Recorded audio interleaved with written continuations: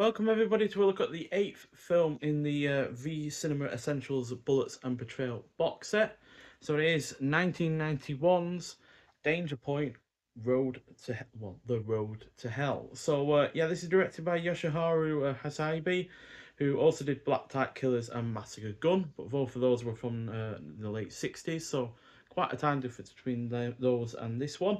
And it's an action crime film clocking in at 100 minutes long. Once again, stars Joe Shishido, who was also in Neo Chimpera Zoom Goes the Bullet, so his second outing in this box set.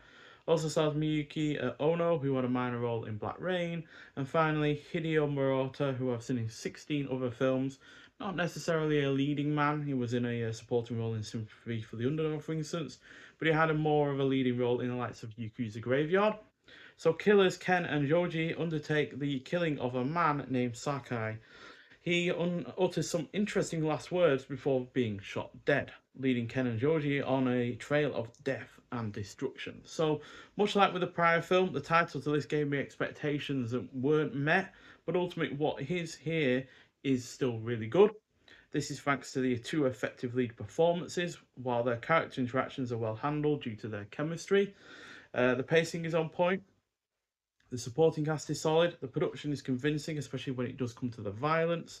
There is some decent neo-noirish atmosphere to it, and even though there isn't as much action as the title might suggest, it is still reasonable while mixed in effectively with some palpable tension. So overall, another really solid effort, another 4 out of 5 film in this box set, to be honest. And now that is the, I believe, the fifth film to get that rating. But still, really well, good film, even though, again, like with the Hitman's Blood Smells Like Roses, which this shares a disc with, the title really isn't the full story as far as the film goes. So, yeah, but still, I'm glad to have my expectations not met, because that means that I might have just gotten a straightforward action film that isn't all that memorable at the end of the day, whereas this, yeah, is definitely going to be a lot more memorable, especially due to those two lead performances as well as their characters as a whole. What is annoying though is the artwork, which again is similar to all the other ones. That's not the main problem. What is the problem is the fact that this gun here, and I'm no gun expert, but even I know the difference between what that is, which is a repeater rifle, often seen in westerns, typically from the Winchester company, and a bolt action rifle, which is what actually appears in the film. The most minimal amount of research would have been taken to know the difference between the two, and yeah, it just feels like not only is the artwork lazy because it's repeating itself in terms of the way it looks, but very little research is actually going into what is actually used in the film itself. So yeah, no repeater rifles in this film. Only a singular bolt action rifle is actually used. In terms of on the disc itself, we've got a high definition 1080p Blu-ray presentation. Looks and sounds as good as all the other ones. Got a original lossless Japanese stereo audio, optional newly translated English subtitles, newly filmed introduction to the film by Japanese film critic Masaki Tanioka, and then we also have The Road to V Cinema, a brand new video essay on Danger Point The Road to Hell by critic and Japanese cinema expert James Balmont. And then the reversible sleeve artwork that you've already seen. No trailer for this one, though, like the Hitman Blood Smells Like Roses for some reason.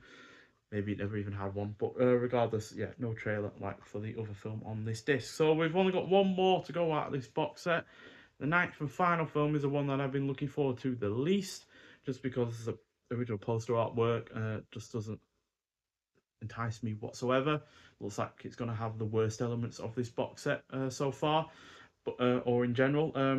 But hopefully it doesn't. Hopefully, it subverts my expectations, like the two films on this disc did with their titles. So yeah, but otherwise, yeah, I have generally really rather enjoyed this box set. So even if the ninth one is nowhere near as good as, say, the best of this box set, it still is overall going to be a really rather good one. Because I'm going to say that even if this ninth one isn't all that great, it's still going to be probably 7 out of 9 films that I've really rather enjoyed. So that's a really, really great hit rate, quite frankly, and I think it's a better hit rate than the J Horror Rising box set that our video released last year. So yeah, on the whole, been a really well good box set. But yeah, let's keep my final opinions to myself till the end of the next video where we look at the ninth and final film.